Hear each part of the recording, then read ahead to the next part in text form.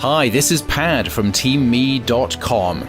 You're about to hear an hour-long call where I was interviewed by Duke Sayer on the subject of archetypes. We're going to be exploring what archetypes are. We're going to look at why they are so important in getting your personal breakthrough and getting results in your life. We're going to be looking at the 6 specific archetypes that I use, and more important maybe than any of that, how to activate those archetypes so that you can get your personal breakthrough and achieve the results that you desire. Using archetypes provides you with a powerful approach that enables you to get out of those stuck situations you may have found yourself in. So lastly, we cover the point of how to activate these archetypes in your life at any time that you desire. Listen out for that point. Because by following the steps that are provided in this podcast, you will have a powerful key for dealing with your greatest personal or professional challenge. And don't forget, if you need any help in understanding these archetypes or activating them in your life, get on over to teamme.com and sign up for that free introductory pack of goodies, audios, PDFs and more that'll help you get started on this amazing journey. I think you'll find this call is rich in content and provides you with numerous practical tools and a clearer awareness of what you can do at any moment to step up and achieve the results that you need to. I hope you enjoy the call. Hello everyone, this is Duke Sayer here from the brand New You Show, the show that brings you inspirational leaders, inspirational stories, and more importantly, actionable steps and tools and techniques you can start utilizing in your life to start making some changes, start getting some awarenesses, and get closer to where you want to get. Today, I know I'm always excited, but today I'm especially excited because I'm always open to being challenged, and I am always open to embracing new techniques, but also techniques I've used before that didn't really hit the spot. And today we have Pad Pax of Team Me. He's a success coach, author, public speaker, and myself and Pad, we were having a bit of a chat. And Pad has a broad kind of prospectus of things that he can talk about and what he works with his clients on. And one of the things that came up, I kind of asked him, "What are you inspired at the moment to talk about?" And he talked about archetypes. And, I'm sure some of you have been to different workshops with them, like Warrior and Sovereign and this and that. It never really hit the spot for me.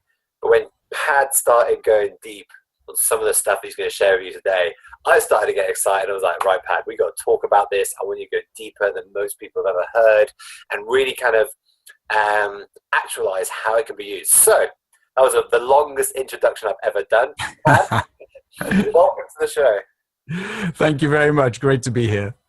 So, Pat, first question really, what is it you do and what is your story that's kind of led up to this point? So I am essentially, many people know me as a success coach. I'm a trusted advisor to business owners, to CXOs, to actors, performers, and some very ambitious individuals. And effectively, I act as a coach, a personal coach to them. These guys, they've either got a big, inspiring dream they want to lay hold of or some kind of pain they want to get rid of in their lives, to put it simply. And I give them that personal support in order to work that stuff through, to get them up. And my desire is always to lift them as rapidly as possible to a new place where they become more in themselves and therefore they do more. And so some of the tools we'll talk about today and all the stuff I bring in my arsenal has to do with that. It's changing a sense of identity in order that you do things in a different way and thus get different results. So I have stakes in a number of different companies. I have my own, which is called Come Alive Success Coaching, but a number of other startups as well that I'm helping and advising in different ways. And a few years ago, I authored a book called Team Me, which sums up the whole archetype concept and shows people how to get to grips with that. So we will be going deep into that. I'm also writing a new book called Becoming Me, which goes into another layer of depth to show you what even sits underneath the archetypes themselves. But that's for later. You want to know how I got here? Well, I've always been coaching. I literally have memories of being 8 years old in the school playground, wanting to coach people and showing them different ways to do things. They didn't always want me to do that. It wasn't always welcomed or invited. But I always had this desire to see people take a step up, to move forward, to do better than they're currently doing, to get out of stuck. And that's just been my passion. So whatever jobs I had later in life after school and getting into London and the whole internet scene there, I always found I was the one who was given the training to. I was the one who was given those problem people to sort out, and just helping all kinds of people. And I kept stepping up the ladder until eventually I was working with people who are at board level and the like as well. In terms of like the things you've had to overcome, like why did particular techniques, for example, archetypes that you're going to talk about today, why did that particularly resonate with you? Was it a personal thing, or was it just that in working with people, you really started to notice that was an easy way and to show them what was going on and get them into where they needed to be? Yeah, so I only ever work with simple techniques. I've studied things like Myers-Briggs profiling, and there's a lot of good in that. And my mentor goes real deep into that stuff himself, and there's some real value in it. But I only work with stuff that if you can't scribble it on the back of a beer mat and explain it that way, I just don't go near it. And so sometimes I just feel like I'm peddling stuff which is so simple, but it's also so profound and it's so overlooked as well. Which is why, I mean, some people have said your book's only 190 pages or whatever it is, and shouldn't it be twice the size? I said, well, it says it, it does it, and if you do what it says, you will be in a different place at the end of it, which is what all the testimonies say about it. It's real simple stuff. Now, where did that come from? Well, there are lots of people talking about archetype work. I think as you explore what the way that Team Me is constructed, you'll find that it's very different to other work, or it's got nuances, but a whole structure that has a real logic and an understanding of the all-round sort of personality that we're dealing with. And that will become apparent as we unpack that. But it's also very simple again, and it moves away from these people who have like tens, hundreds, some people literally, as a lady who teaches on 125 different archetypes. And that just, like, to me, is overcomplicating things. I like to keep it simple. And I find that whether you are speaking to board level people who you'd expect to have a good understanding of, what works in the world, but also people in maximum security prisons. And I've had the opportunity to speak in both situations. They get it straight away. As you mentioned earlier, the warrior is one of those archetypes. If I say to somebody, how much of a warrior are you being in this moment? I don't need to explain that. They know what that is. It runs deep. We've all got the concept of a warrior, of a king, of a lover, of a jester, and the others. And so it gets really down to that gut level. And that's when I began to work with people. I began to realize that that's where you want the change to be taking place. It's at that real gut level. And I was taught through NLP. I'm certified as a trainer of NLP, and I bring NLP into the whole mix. But I came to study all that stuff and then realized that there needs to be a context, because NLP gives you a whole set of tools, and some of them are utterly amazing. And it gives you an understanding of the way that people think and how that leads to results. So it is the study of successful practices. And yet, at the same time, I was left with this feeling like, and who are these guys? What are they here to do? Do they know who they are? Because it's one thing having a set of tools. It's another thing knowing where you need to drive your car to and what the purpose of your vehicle is. A truck has a different purpose to a sports car. What are you?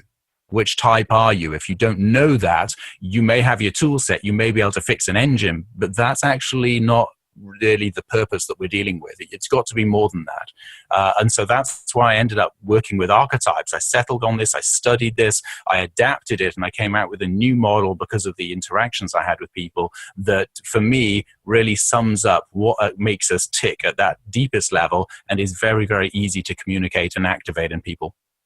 So let's just say someone listening, Pad, has no idea what you're talking about so far. They don't even know what an archetype is. Can you give a 101 of an archetype and kind of the beginning protocols you might start utilizing to get awareness of when you're in certain archetypes? And what are some of the initial archetypes that you kind of almost teach at the beginning, that are kind of the like you said, the warrior and the jester?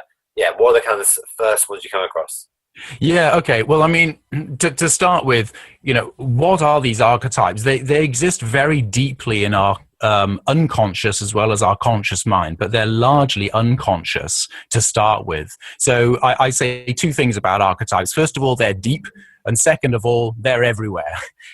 They're deep in the sense that they're accessed usually through metaphors. If you start talking in terms of metaphors, people get it. But you'll see that the characters that we start referring to are the sorts of characters that you see classically in movies and right back in the ancient myths. And then also in dreams, it gets real deep when you start going into that. But all of this sort of metaphorical storytelling type of characters, the classic character types, are in themselves very often representatives of these archetypal characters. So archetype, I mean, a type, well, you know what a type is. It's a model of something.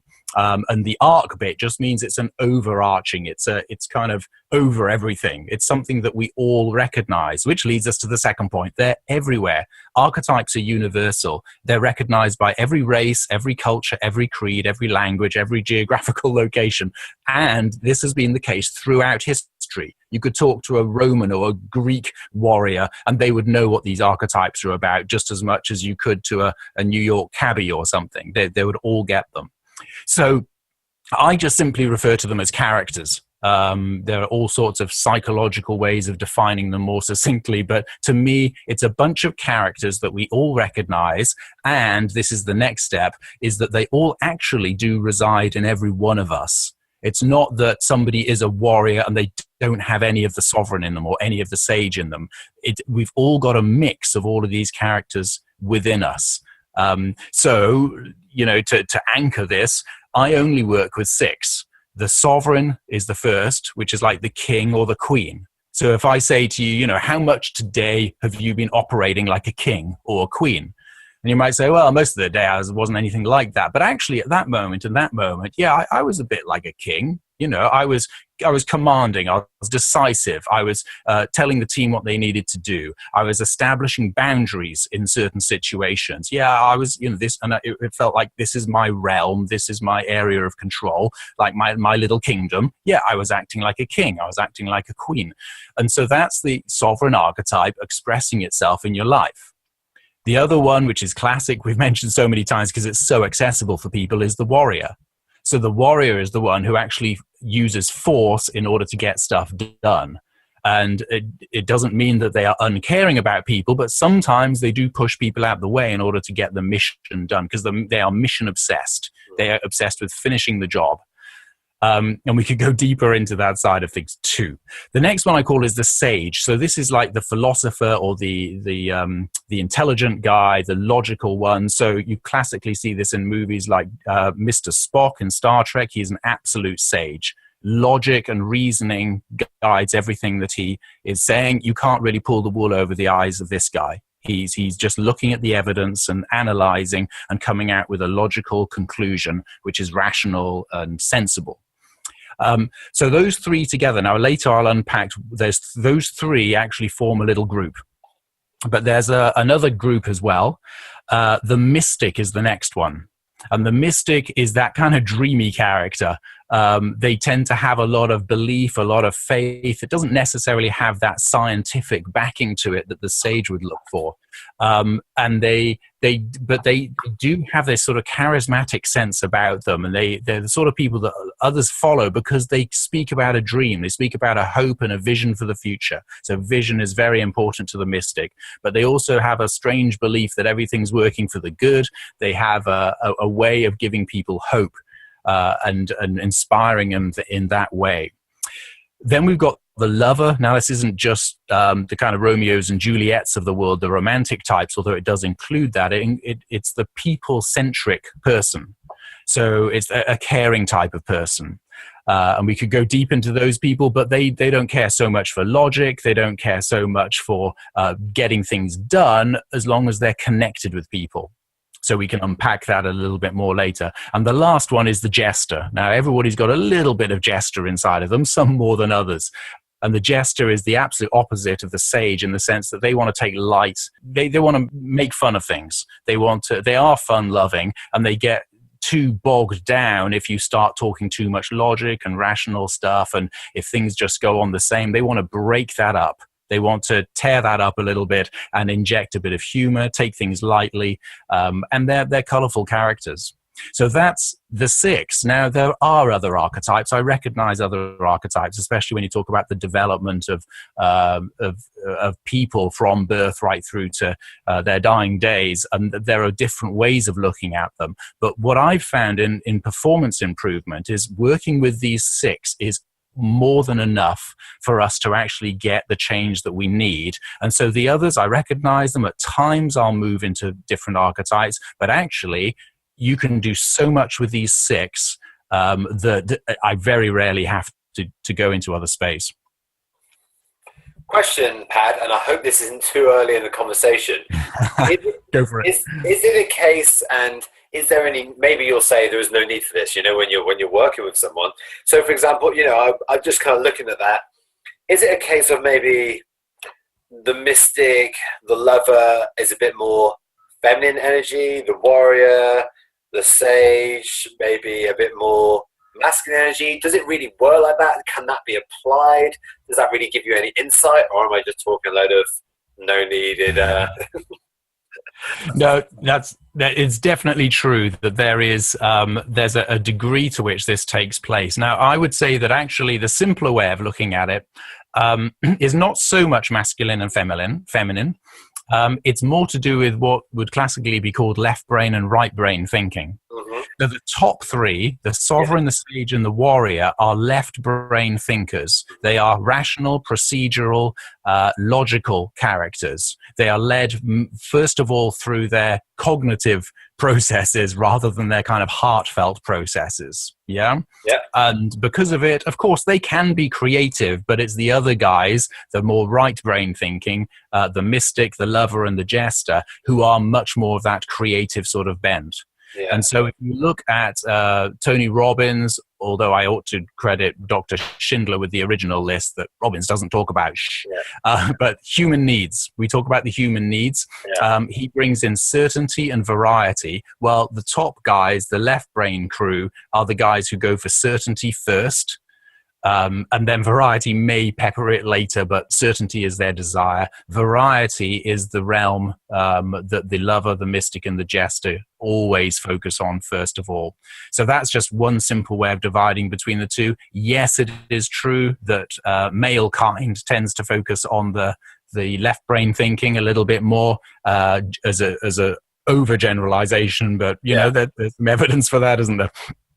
Whereas the more feminine, heart-centered stuff tends to occur a little bit more in the right brain thinkers, which we'd see particularly the lover and the mystic, also the jester.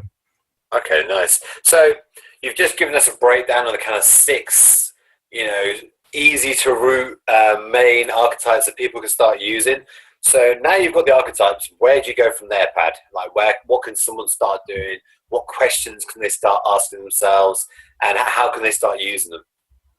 So the very first thing that we do is actually to do a simple profile. So I'm not into labeling people. You're a warrior, you're a mystic, you're a king, It's much more a case of how much of these archetypes are in you and how much are expressed in you. So I'll do a simple chart, which again, it's a free download on my website. I'll talk about later for that. But, simply 0 to 10, how much of that king or queen type of sovereign archetype is generally expressed in the way you do life? And there'll be some people who say, yep, that's me, totally. I'm the CEO and I do things that way and I'm an 8 or a 9. Yeah. And so we'll plot that on a chart. And then we'll say, okay, how much of the warrior is in you? And so we'll put 0 to 10, the little dot. It could be a 6, it could be a 7, whatever. Then sage, how much of your day is spent doing rational thought, planning things and thinking things through logically, looking for the evidence behind things, etc., etc. And they'll put their chart, they'll plot themselves. So if I'm dealing with an accountant, that's going to be pretty high. I wouldn't hire an accountant if that wasn't particularly high, for example. So we've got those 3, but then I'd also say, well, how much of the mystic? And I'm always actually quite surprised. There's only one person in the world I have ever profiled who gave himself 0 on this. I just have none of that quality within me. Generally speaking, people put somewhere between sort of 3 and 8 on all of them. A very interesting character. Well, actually, I don't know if I quite believed him, but he was a computer programmer. And he definitely had a strong sense of logic and process and all that. But he wasn't a cold fellow. So, the lover was still, if some degree, in there as well. So that would be the next one we do. We mark the lover, how much of the lover's going on in your life, and then how much of the jester. And this way I get a sense of a profile of whether their right brain dominates, whether their left brain dominates, and immediately the sorts of jobs. I mean, I don't really need to educate people about this. I just ask them a question. Well, for the job that you're doing, is that a good profile? So immediately we've got a contrast. And usually I'll actually say, okay, well, what do your bosses, or what does the shareholders, or what does the public expect of you? And they will map a series of dots or crosses on the chart, and you'll then begin to see a difference between what's expected of that person in life and who they naturally see themselves to be if they were free from all pressures and concerns. And that gap is where the coaching takes place. And it's interesting because this can swing in different directions. Yeah? So, sorry, Pat, I just missed that. I just talked over you. Say that again. So this can swing in different directions, actually, just very quickly on that. So I interviewed 2 different people. Both of them had the sovereign, the warrior, and the sage really quite low, and they had the mystic and the lover very high, and the jester was sort of in the middle. To one of them, I said, you need to hire somebody to do the sovereign and warrior tasks, give that job to them, bring them on as an MD whilst you focus on the things that you're good at. And she did that, and it changed the way her company managed things, and her profits went through the roof when she did that, because she was trying to do stuff she wasn't good at doing, and was cutting off people and not talking to people. And she was really good at that, chatting to people, schmoozing them, and getting lots of business. But she was she was a square peg in a round hole. There was another guy, a young guy who I was coaching, and he did a profile which is exactly the same as hers. And I said, listen, mate, if you don't step up with the sovereign and warrior, you're not even going to get a job. You're going to be out of a job, let alone getting a promotion, if you don't sort yourself out in that area. So can you see that the profile isn't the whole story? It's the context of what these guys need to do in order to move forward. And we have to have an idea of both things at the same time. So if someone does their profile, let's say they go on your website, Pad, they do their profile and they get a kind of breakdown of where they're at. How can someone distinguish themselves, if they're just kidding themselves and being more in the being space and not the doing? Or maybe they're too much in the doing and not in the being. How can someone, what questions can they ask themselves? When you're working with people, what questions are people not asking themselves, which could help them get to that point? Yeah, so this is where a coach is really, really helpful, because you've come across the Yohari window, have you, where we have an idea of things that you can see and things that other people can see, and the things, there's a little matrix. We can bring that up another time where you can hunt for it. But essentially, it shows you with a simple matrix, there are blind spots that we all have. So as a coach, we always come in with a classic question, and it's a brilliant one. What do you want? And often what initially comes up isn't really what the person wants, so you keep working on it. In fact, I use a simple worksheet. Here I'm giving away one of my best techniques, which is a sheet which just has I want ... and it does it 21 times on the page. Yeah. And by the time they're getting around to 19, 20, and 21, you've actually discovered what they really, really, really want. Yeah. And they, for the first time, are going, actually, that's true. I had never had taken the time to articulate that, but yes, that's what's going on inside of me. That's how simple these things are, but it gets to a level of depth where we're dealing with reality. This is what people are really all about.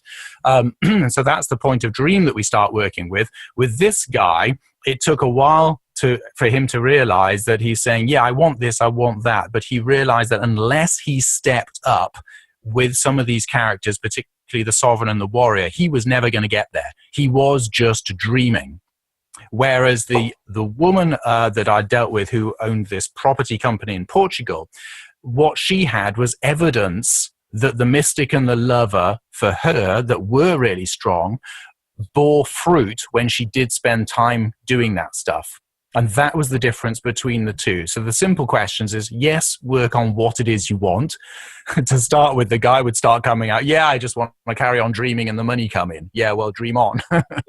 Because that ain't going to happen that way. You need to step up. Who on earth is going to pay you just to keep dreaming on? Whereas this woman used it in such a way that she proved that going down that route, especially with the lover, as well as the mystic, she could talk to people. And by the time she had finished, she'd connected with them. They felt valued because of the lover side, but also the mystic side to her had given them a new level of thinking, a new set of dreams, a new horizon is really what I should call it, where they're thinking, hey, if I had these properties, wow, wouldn't that be amazing? And yep. And in comes that she brings on the sovereign and the warrior guy to come on and say, right, let's work on the contract then. Yeah. You know? And she then moves off to the next one instead of her getting bogged down with the paperwork, which she hated. Yeah? Does that make sense? 100%. So let me ask you a question, Pad. First of all, how long have you been working with these archetypes then, Pad? Like, you've been going in deep and just experimenting and researching and testing them. How long have you been kind of playing with them? I'm guessing it's about 7 or 8 years altogether. I distilled the whole thinking, the basic thinking, into the book Team Me, using archetypes to get out of stuck, which is available on Amazon and my website and that. That encapsulates it. That was produced in 2012, but I'd spent about 3 or 4 years refining the whole process through coaching, stealing from others, and I could give a long list of people from whose work this was distilled. Studying and working on it and taking this into individual sessions, and then I just found it was the quickest way to get to the root issue by bringing up the archetypal stuff. I mean, literally, you can walk into a prison chapel or whenever these guys have got together and say, okay, so who's the warrior here? Who's the king? Who's the jester? And they all know this straight away. So you can start working with those interrelational dynamics. You can also tell what's going on and why certain people look to the king guy for permission just with their eyes or their body language before they actually step out and do something. So, there's times where you just think, okay, let's take him out of the picture. So you ask the guys to remove him for a while, and then you know that you can actually reach the rest of them because they were, if you haven't identified the king, you don't know what the control center is. And so you can do all sorts of interesting things in a situation like that. Also works in the boardroom, although they don't like being asked to leave the boardroom. But you can see those dynamics very, very quickly. And when I began to work personally with people one-on-one, I then began to realize it's no different because we all have all of these characters inside of us. And there's time where you have to say, look, the warrior needs to step up and say something at this point and enforce that boundary that this person is trampling on all the time. Or whatever it might be. That might be a relationship scenario where somebody's being, abused. I mean that very lightly, but whether it's verbally or just through behaviors of the other person, and they actually need to say, here's a boundary. The sovereign needs to step up, establish a boundary, and they need to reinforce that with a warrior. They probably haven't gone there if they're constantly being trodden on and pushed down. So brings me nicely to my next question, Pad. So you've been working with this 7 or 8 years, refining it the last 3-4 years. In your day-to-day life, how would you use them? How often do you use them? Is it a case of each morning you get up and you're like, okay, for me to achieve what I want today, who do I need to be? Which archetype do I need to embody? And let's just say you decide, okay, I'm totally running with this. I don't know if this is right, but let's just say you decide, okay, I need to be the warrior today. Can you take people through how that feels, what that process is? Yeah, well, I also, to jump to the end of this, I actually created a set of audios that do all that work for you. Nice. And I had a quote back from somebody from Belgium. I haven't a clue who he is, but he quite simply said, I love these audios. They do exactly what you said they would do. Because to get into one of these characters, there's 3 classic ways of doing it. Now, I've talked about NLP. Well, I use MLP as my little reminder acronym in order to remind myself about what I need to do in order to get into the state. So M is your mental focus. So what is it you're looking at? And that's going to reflect itself through the way that you behave in that situation, but it's what you're looking at. Your point of focus is going to dictate an awful lot of your emotional state at that time. Yeah. So imagine in a war scene, you're going to have one person who's crumbling and trembling away in a corner. You're going to have another guy who's setting his eyes. He's looking out the window for targets. They've got 2 totally different mindsets going on. One staring at the floor, shivering away, and the other person is staring out, looking at for targets. Their point of focus is determining their emotional state. That doesn't mean the guy looking for targets hasn't got some kind of fear that he's facing, but he's courageously focusing on what he can do as a warrior. So the mental focus is the first thing. You know, when you walk into a room, where's your focus going? There'll be some people who are just saying, how quickly can I hide? There'll be other people saying, where's the food? There'll be somebody else saying, what interesting people can I connect with here? And there's others who are saying, who needs help in this room? So your mental focus is the first thing that begins to activate that archetype inside of you. The second thing is the L, MLP, is the language. The words that you're using in your head, and particularly what you actually speak, there's a difference between what you think and what you speak in terms of what that does for you. So the more you speak it, the better it'll be. There's a set of words that a sovereign will use that a lover would never talk about, would never utilize, but vice versa. The jester will use a totally different set of vocabulary to the warrior, and the sage to the lover. So when you get used to that set of words and begin to use them in your speech, almost force yourself to say those things. Yeah? So quick test with you now. Which of these archetypes would you say that you are exhibiting most at the moment? Sage. Sage. Okay. So if I wanted to cause the sovereign to rise up in you, I just want you to say after me a series of words. Mm-hmm. You happy to do that? Yeah, of course. Okay. Okay, well, I'll give you phrases, actually. So just say this. I am commanding. I am commanding. Okay, now with a little bit more sovereign energy to it. I am commanding. So, sorry, Pad, I'm just going to be clear here. So, I'm trying to say it how you're saying it, or I'm saying it how I think the sovereign would say it? Let's just start with it as it comes out. Yeah. Okay. And then I'm kind of coaching to say, okay, a little bit more sovereign energy into that. So just run again. Yeah. I am commanding. I am decisive. I am decisive. I have vision. I have vision.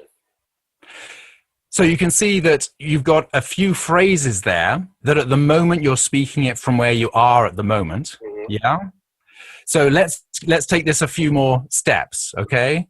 I set boundaries. I set boundaries. I create order. I create order. Make it so. Make it so. So those are some of the language patterns that we can use. But what I would do is then say, all right, now we've got to change your last thing, M, L, and P, which is the posture. Now, I'm not sure where you are at the moment you're able to do this, but I would literally ask the person to stand. Good thing is to put hands onto hips. Actually, fists onto hips is slightly better than hands onto hips. And you stand with equal weight on both feet, and you're in total symmetry, and you're looking straight forward with your head erect, not up in the sky, not down at the ground, but just straight forward. And from that position, I get the people to speak from their gut and using the same phrases. So I don't even just in this position, I'm like, oh yeah, I can feel the difference. Aha. Now let's use the words. I am commanding. I am commanding. I am secure in myself. I am secure in myself. I am confident. I am confident.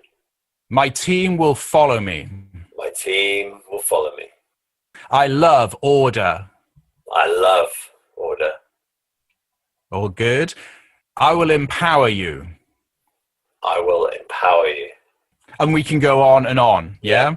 So do you see, and are you beginning to feel a little bit of that difference in the way that that is now coming forth? Yeah, because when you asked me before, I was, I went straight into kind of, okay, if I was a king in my kingdom, how would I be speaking? How would I be feeling? But as soon as I put my hands on my hips and stood up, I'm eminently more powerful in an instant. Yeah. And so I literally, before certain meetings that I have to, if I'm speaking at board level, there's no messing. You can't present trash. You can't be floppy. You can't be indecisive. If you have to go forward with a confidence.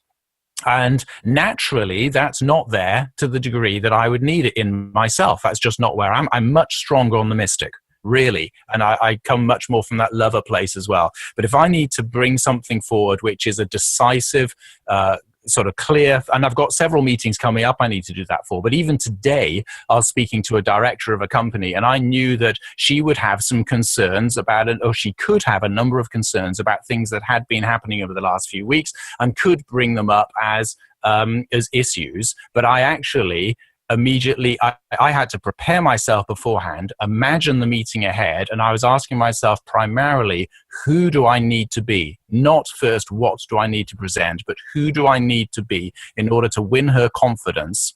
And then, how am I going to therefore plan this meeting? And I went in with a new vision, a new strategy, which had 3 prongs to it. I said, let me first present this, then let's talk about how things are going. She said, absolutely fine. And by the time I'd done that, she only raised one tiny little thing, didn't raise any of the other issues that she could have done. But that's because I asked those questions. Who do I need to be? And then from that place, what then do I need to do in order to achieve what I need to achieve? So you can see M is important. The mental focus is important. Sometimes I literally imagine myself as a commander of a ship, of a battleship or something, and I put that in my mind. I literally imagine the hat on my head, the uniform on me. I get into that. I pace up and down with that, with a confidence, not a nervousness, and just act that part. And I begin to speak. And sometimes I'm doing this in the gents, just before going into the meeting room. There is evidence backing this up. You can't do your sort of power stances whilst you're standing in front of you. You do a little bit of that. You can't do too much. Otherwise, you just look like a gawk. But you can do it 3 minutes earlier, in the cubicle. And you literally do that power position, speak that way. There's a change in the way you look. There's a change in the way that you say things, even if you just imagine saying them. And then you carry that power as you walk through the door and you deliver that meeting. Do you see the way that that can work for you? But it's equally true to get into that heart-centered place of the lover, where you begin to take down your own defenses and you get into a place of vulnerability. If you realize that actually you've had too many defenses and it's been keeping people away from you, and that's damaging the results you're getting in life. So you need a bit more empathy. Well, we can go to that place as well. And it takes a very, very different approach. But the key actually, as we've all learned in NLP, those of us who've come across it or been trained in it, flexibility is power. And if you're prepared to do whatever it takes in that situation, you will allow yourself to either step up into that uncomfortable power position, if that is uncomfortable for you, or that uncomfortable position of vulnerability, which the lover lives in, because it leads to connection, and they value the connection more than the discomfort that they feel. Yeah? Question, Pat. Okay. This may be a little bit off topic, but do you think as well that archetypes, they resonate so much because, metaphorically the soul recognizes them as well? So even, outside of the brain, the subconscious mind, all that kind of stuff, but in a collective consciousness, in our soul, it kind of just goes back to stuff that it recognizes, and that adds to it as well. Yeah, I mean, it does run very, very deep. And if you look at Robert Dilt's model of what he calls the logical levels, in fact, there is a YouTube video where I'm talking about the logical levels. It starts at environment, and then it moves up to behaviors. The next step is capabilities. The next step is beliefs. The next is identity. And then he puts the last one as spirituality, or it was amended later just to purpose, because some people get spooked by spirituality. But I very often work with that model to say, okay, well, where's the problem this person's facing? It could be an environment problem. that actually their sense of identity and beliefs and capabilities and behaviors are absolutely fine. It's just they're in the wrong environment. And a girl I was coaching in LA had this problem. Well, originally she was in San Francisco when I spoke to her. And I had a few sessions with her over the phone, and she talked about this dream, and we set things in place, and she tried them out, and it was hard going. Then she moved to LA, did nothing different, and the whole thing exploded wonderfully for her. She was just in the wrong place.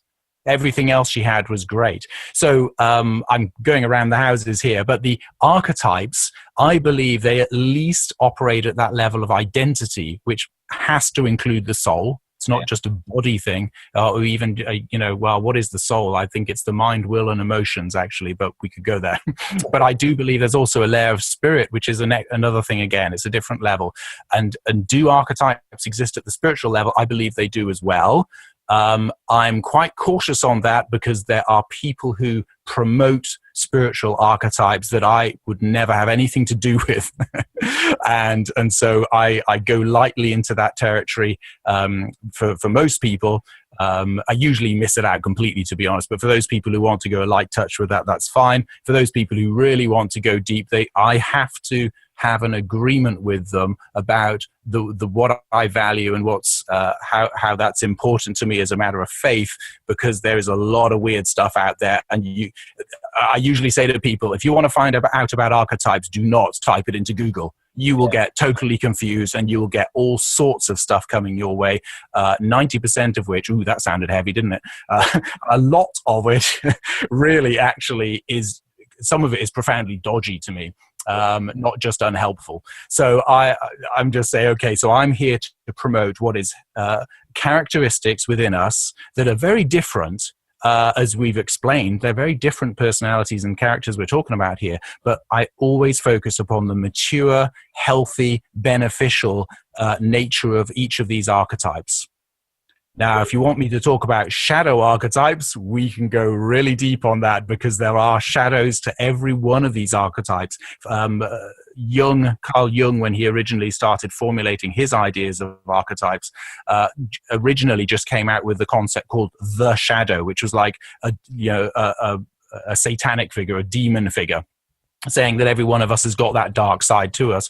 But it's more specific than that. Every one of us has a overheated state and a frozen state, which I call, both of those to me are the shadow states of every one of these archetypes. And so very quickly on this, but just to introduce it, there's some people who you would call a tyrant. That's just a sovereign who's gone into an overheated state. Yeah. There's other people you would call like a desperado. Well, I say that's the lover who really desires to connect with people. They've gone into an overheated state. It's like, I must connect with you, whatever you think. And this is fascinating, because, again, it reminds me of when you kind of talk about the dark masculine, rather than being, to be controlling rather than being powerful, and all this kind of stuff. And I've never heard this spoken about when it refers to archetypes. And so yeah, carry on, Pat. Sorry, just kind of. Yeah, well, again, this is unpacked in the book, Team Me. There's a whole chapter 6, quite specifically, 6 being the number of man, one step short of divinity, and this is where it all falls apart. Chapter 6, everything starts going wrong in the book, and it explains how the sovereign becomes more of the tyrant. The warrior becomes, I just call it the savage. I mean, they become hostile, compulsive, volatile, impatient, abusive, all the bad stuff, The sage tends to become the hermit, where they just they elevate themselves in their knowledge so high above people. It's like the rest of the world isn't worth talking to, because I have the knowledge and I understand things, and I'm just so far above you. The mystic actually becomes a sorcerer, where they literally start trying to get hold of magical powers, or manipulation is a key here. Now, without mentioning Steve Jobs by name, there was a certain individual in Silicon Valley who was well known for his manipulative tactics when his team was not performing. Yeah. And this is what happens when the guy who is the great visionary isn't getting the results they need. Their needs are not being met. They go into the overheated state, and they become very manipulative. Now, I don't have any evidence that he became a warlock, but some people literally do. Yeah. and they go down that route because they realize that they can't do it through warrior strength. They don't have enough of it. They can't do it through sovereign strength. They don't have a position of authority. So where do they go next? And it's a very, very nasty and dangerous route to go down.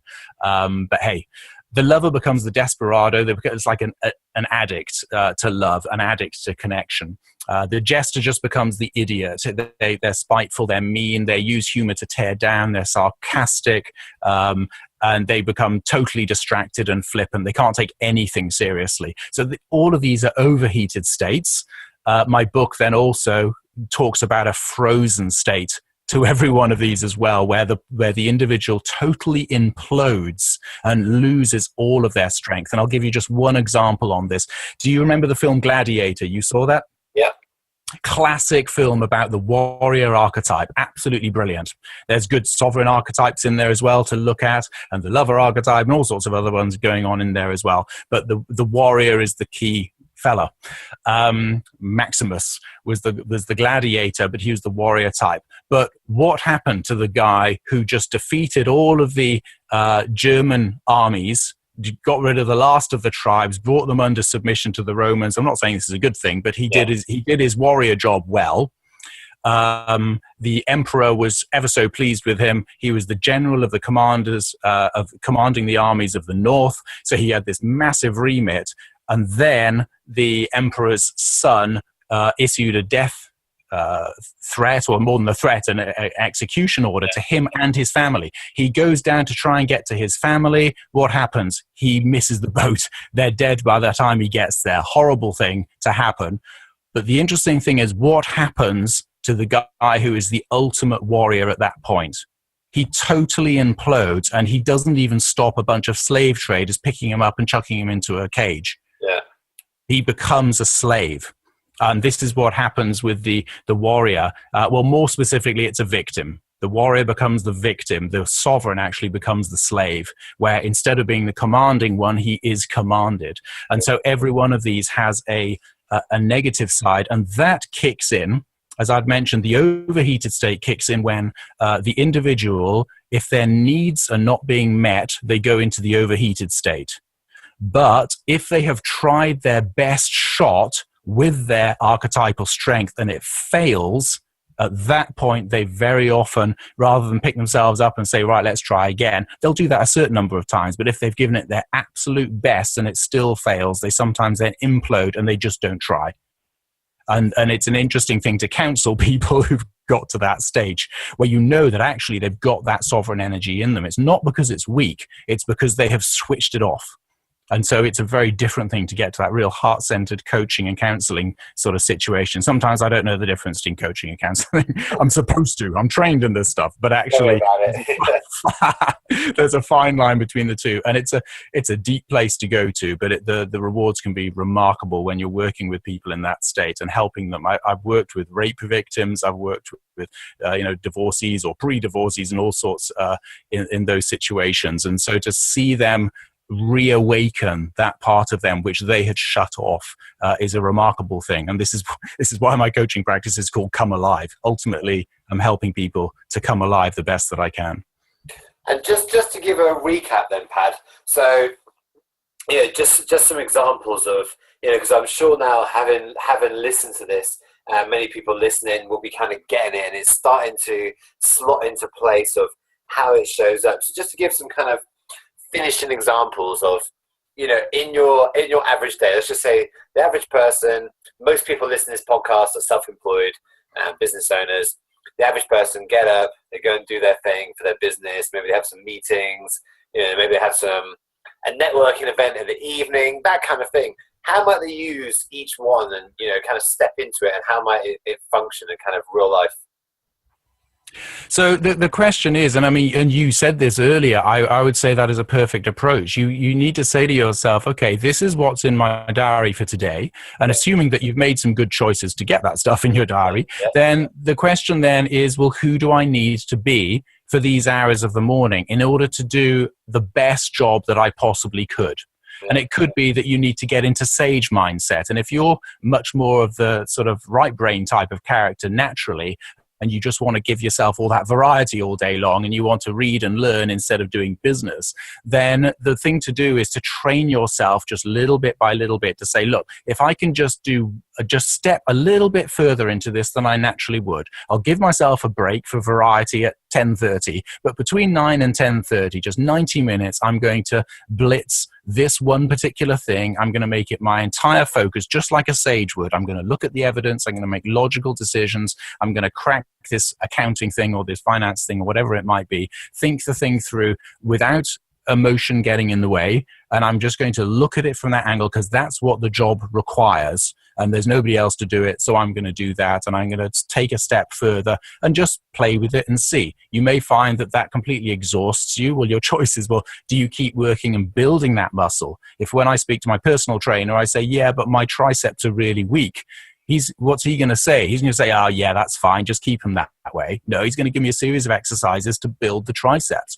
And if I say, well, I only did it once in the week, you say that's not good enough. Do it every day. You do this one, and then next day you do this, and next day you do this, and you eat this stuff as well. You can develop the character traits of any one of these archetypes if you so choose. However, I do think we're all intentionally made differently, so we will naturally still have a slight difference to anybody else. I don't think anybody, except maybe Jesus, got to a 10 on all of these characters, you know. So a good aspiration, but I still think we ought to be treating ourselves in balance and balancing ourselves with the team. I'm going slightly off there, but you see the point. No, it's good to stretch yourself. I absolutely love it. So as we kind of get into kind of the end of our timer, Pat, I just want to chuck you a few curveball questions. So in terms of working with the archetypes, what's the biggest thing or the most common thing, should we say, that you're advising your clients that you wish you could do more of? A lot of it has to do with the discipline of doing the right thing when you don't feel like doing it. And so I can get to the end of a working day and I've still got an evening and I've still got certain things I've got to set in place at home. And one of the biggest challenges for me is to get in the right frame of mind to actually do at least one of those things. I've probably got 5 in my calendar because I'm not sage enough to actually to space them out. So tax returns, you know, how long has that tax return been sitting there? Yeah. Well, and this is where I just have to work with myself and say, I'm going to do just 2 things to begin to get a bit of momentum on this. So I'll do 2 things and schedule another 3 and space it out that kind of way. I find that hard.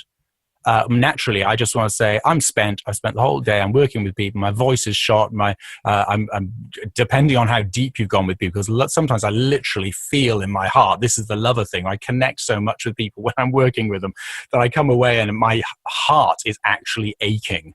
And I have to work that off. I have a series of techniques to replenish those resources. So the last thing I want to do is tax returns at the end of a day like that. I need to replenish and recharge my batteries. So this is a struggle for me. I have to work on the sage in particular, and the warrior to see it through. Next question, with these kind of random, I don't know why I just felt inspired. Yeah, go for it. Kind of feeling you're going to come up with some amazing answers. Obviously you've got your new book coming with some kind of next level stuff. We talked about this off air. But what's the best thing you've learned in the last 2 years that really kind of opened your mind and you thought, oh my God, that is just going to change the game with archetypes? With archetypes, yeah. Well, geesh, where are we going with this? And this is where I kind of live in this realm of exploration, being very strong on the mystic myself. My imagination is going off into all sorts of directions. Yeah. And, you know, wasn't it from Alice in Wonderland? One of the characters said, oh, I imagine, 7 impossible things before breakfast. Yeah. Well, I've imagined 11 and I've done 3 of them by breakfast time, because I just allow myself that space in the morning to do that. What have I learned from that? I've learned a lot about my own weaknesses, I think, is the first lesson. But I've also learned not to judge myself. I would say in the last 12 months, the most important lesson is that I have learned not to judge myself, but that has not stopped me endlessly wanting to improve, but it has helped me to settle with who I am and just say, actually, this is good. I like this. Nice. And next question, this might be a similar answer. With the clients you work with and people you're really getting them to instill archetypes and get used to using them, what might be a hurdle or a hole in the road that they might come across that might trip them up on their journey of getting used to using archetypes when you're working with people, or just in general? So people often find it uncomfortable with the very first steps that they take. So I will get them to do stuff which is not natural to them. The hurdles will sometimes come when they get what they see as a setback, and I just see as a natural part of the process. So just as it is when you're teaching somebody to drive, it's a real struggle to start with. Then they get the hang of it. And then they'll have one incident at one junction where something happens and they completely mess up. They thought they'd stop, their foot slips on the clutch or something happens and they jerk out into the road and the person passing hits the horn, swerves, and they just feel like they're totally useless.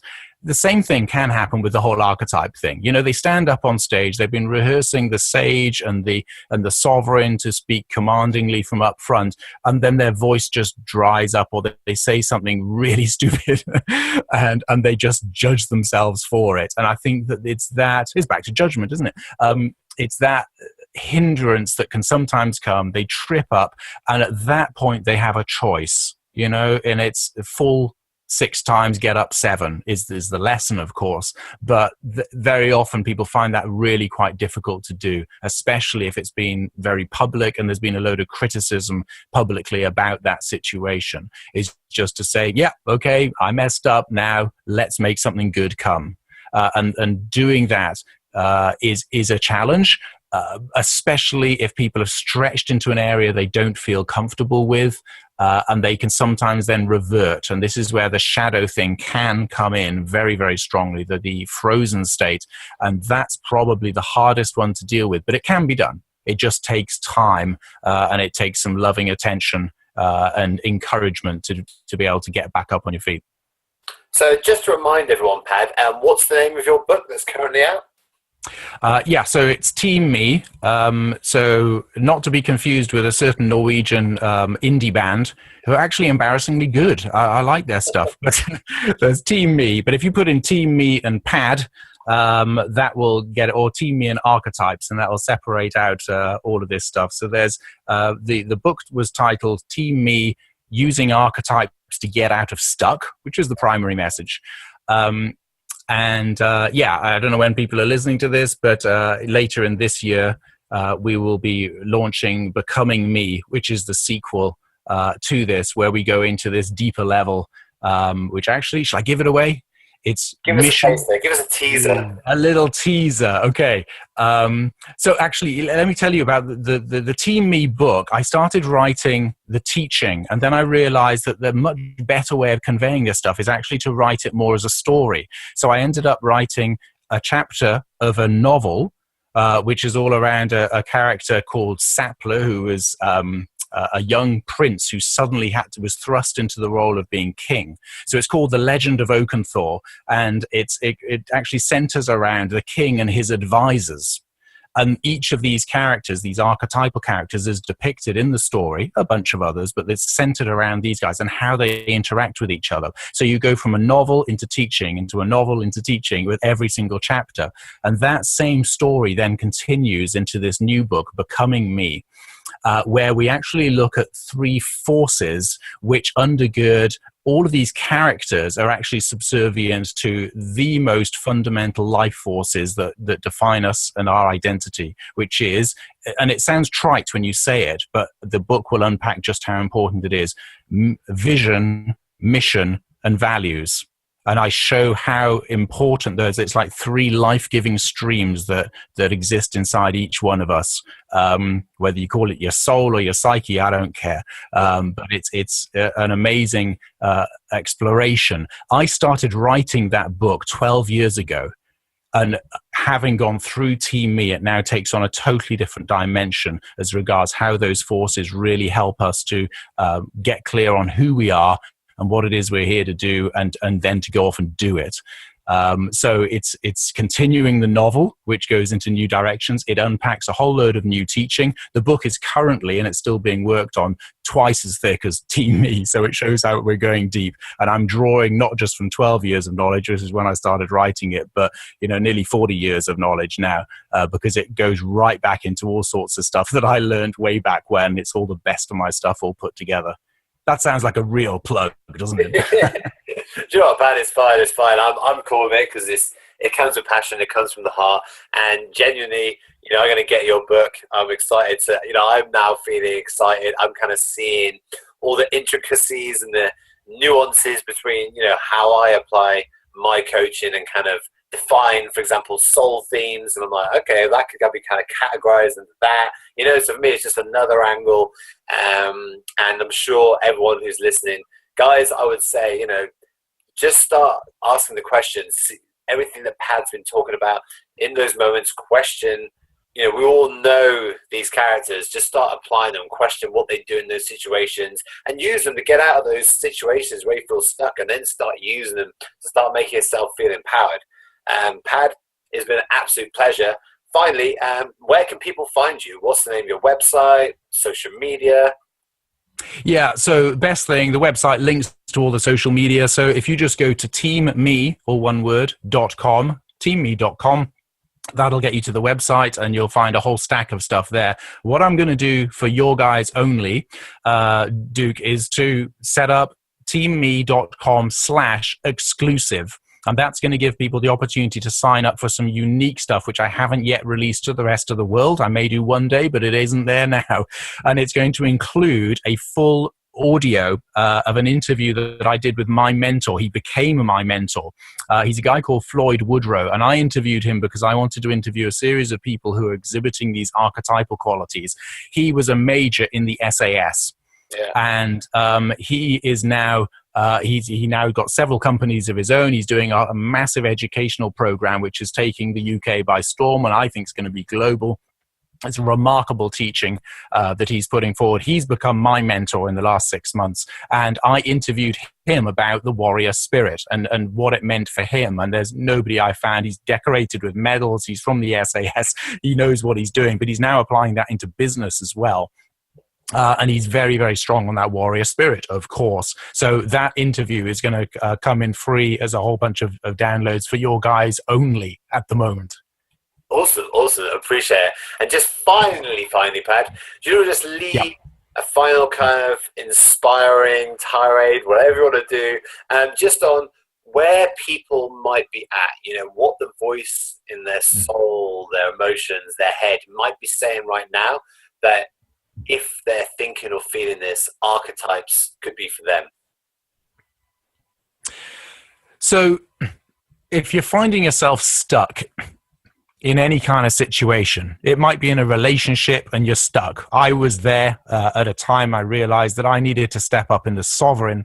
I needed to establish boundaries that a certain other individual was trampling on at the time and disrespecting.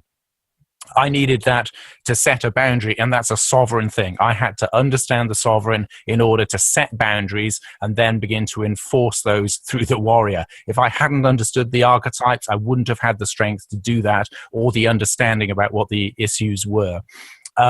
If you're needing to connect with somebody and you're just stuck in your left brain space and you're always logical and you realize that your relationship's suffering for it, then you can begin to take the understanding of the lover, begin to learn about how the lover sees life, learn from the books, learn from the audios, and begin to look at life in a different way. It will change the way you do things. Some people need to lighten up and see the jester approach. If you just find life is all depressing get hold of a bit more of the jester and the lover too, because of the connection, etc. So you can find the archetype that you need to strengthen in your situation. The profile will help you identify that. And then you can just ask yourself, what if?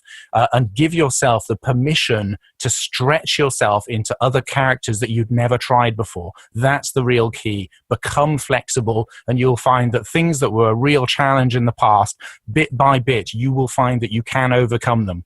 Just like with a personal trainer, you say, I could never lift 40 kilos. Well, if you follow the program, within 6 months, you'll be lifting 45, 50 kilos, no problem. You have to work at it. You have to develop it. But this material gives you exactly what to do in order to get to that place. I'd say just go for it. Dream big, dream bigger, and you realize you can overcome these obstacles if you focus on it, focus on yourself, and build yourself up in these different characteristics. Awesome. Pad, it's been an absolute pleasure.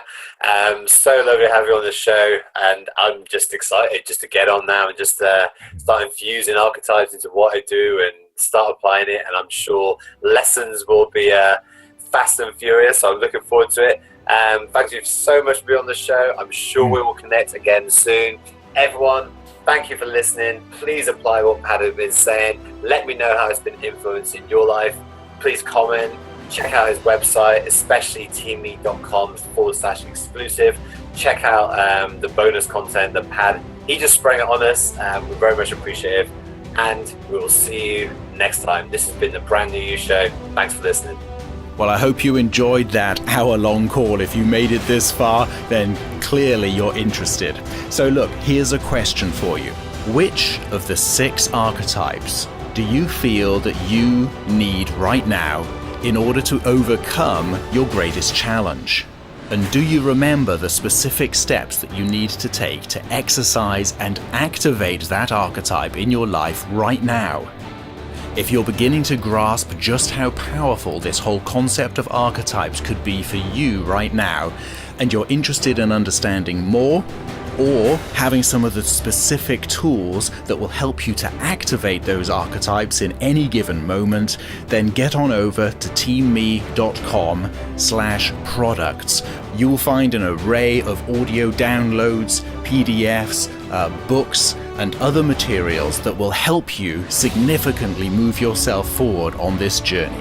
Don't forget to sign up for the free introductory pack and make use of all the resources that are available so that you achieve significantly more every day of your life.